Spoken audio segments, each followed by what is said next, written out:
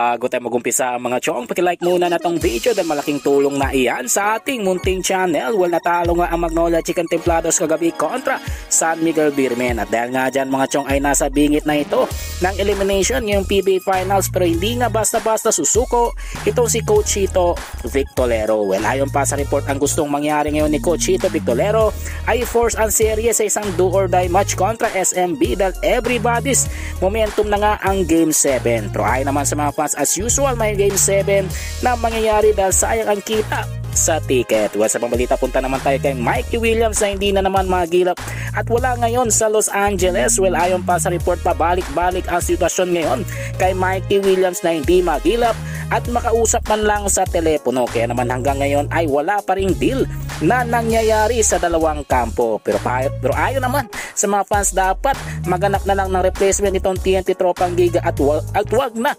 i-pursue ito si Mikey Williams dahil feeling VIP ito at feeling best player ng buong mundo.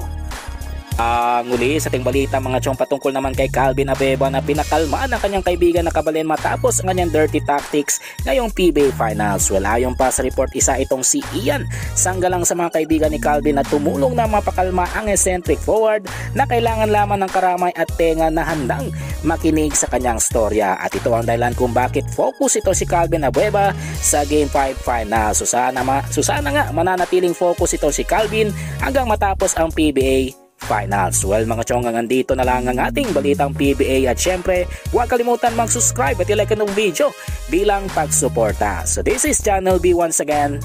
I'm out.